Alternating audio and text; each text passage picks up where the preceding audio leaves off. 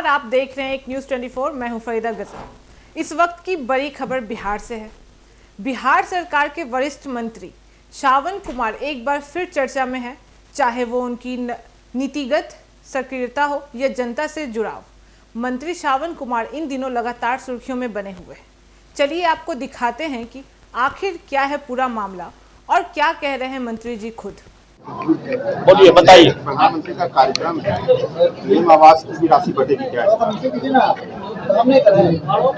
देखिए, राज्य में जो भी तरक्की के लिए राज्य के लिए करना होगा, सभी विभागों के लिए वो काम कर रहे हैं। देश के प्रधानमंत्री जी आ रहे हैं। राशि जो अंतरित होना है वो तो हो गया, बट और भी जो जरूरत की चीजें हैं उसको हम लोग डिमांड रखा है। अब जैसे प्रधानमंत्री आवास में 13,10,000 आवास हमको इस वित्तीय वर्ष में मिला और उस पर हम काम कर रहे हैं और हमको धनराशि की कोई कमी नहीं है। लेकिन थोड़ा बरसात का समय आ रहा है तो थोड़ा काम स्लो हो जाएगा। लेकिन इसके अतिरिक्त भी जो हम लोगों ने सर्वे कराया है, 1,04,90,000 प्रधानमंत्री आवास में सर्वे करा के भारत सरकार को भेजा है। और हमने भारत सरकार से अनुरोध किया है कि बिहार में जो दलित परिवार है, महादलित परिवार है, आदिवासी समाज है, अति पिछड़ा समाज है और आवाज से अभी तक वंचित है, महरूम है, उनको इस बार कुछ न कुछ आपसे आशा बंधी है, उम्मीद बंधी है। तो कुछ भारत सरकार से हमें मिल जाता तो बहुत बेहतर होता। ये हम लोगों ने अभी भारत सरकार के ग्रामीण विकास राज्य मंत्री आए थे तो उस दिन हम लोगों ने बात रखी है।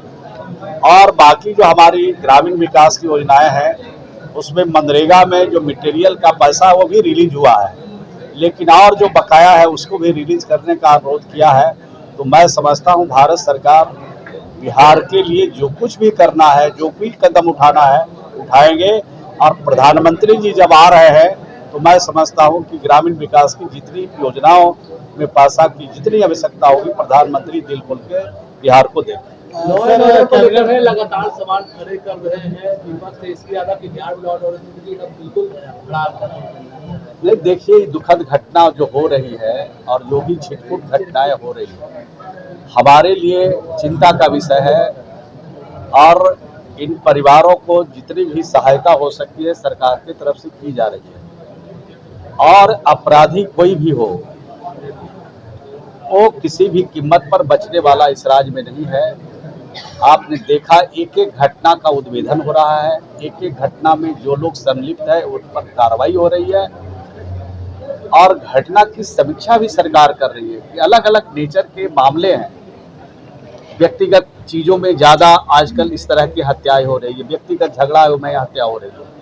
तो इन चीजों पर सरकार की पूरी पैनी नजर है। मुख्यमंत्री जी अपने स्तर से पूरी समीक्षा भी कर रहे हैं और सरकार का पूरा ध्यान है कि इस तरह की घटना आगे नहीं हो, इसकी पुनरावृत्ति नहीं है, उसके लिए नकेल कसे जा रहे हैं। चिराग पासवान भी बराबर महसूस कर रहे हैं कि कानून व्यवस्था ध्वस्त हो गया। देखिए, हर लोग चिंता कर रहे हैं। जो भी अमन चाहते हैं, शांति चाहते हैं, प्रेम चाहते हैं, भाईचारा चाहते हैं, सबके लिए चिंता का विषय है।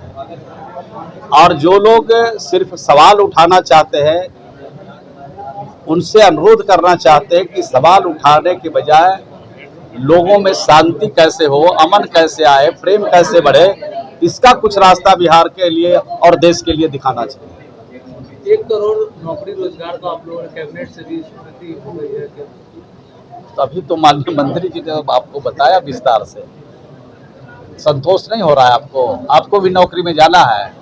बिहार में नौकरी की बहार है, नीतीश कुमार है। आज 2025 में 225 सीट जीतेंगे और फिर नीतीश कुमार के नेतृत्व में सरकार बनाएंगे।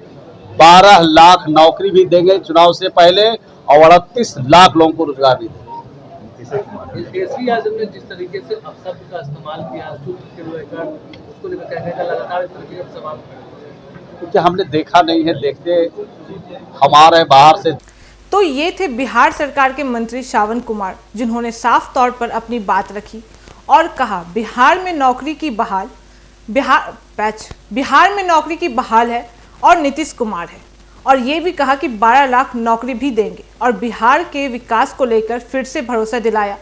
अब देखना होगा कि उनके वादा और घोषणा को हकीकत में बदलने में प्रशासन कितनी तेजी दिखाती है। फिलहाल इस खबर में इतना ही। देश और प्रदेश से जुड़े बड़ी अपडेट के लिए देखते रहे एक न्यूज़ 24। हर खबर सबसे पहले, सबसे सटीक। वीडियो को लाइक करें, शेयर करें और चैनल को सब्सक्राइब करना ना भूलें। धन्यवाद।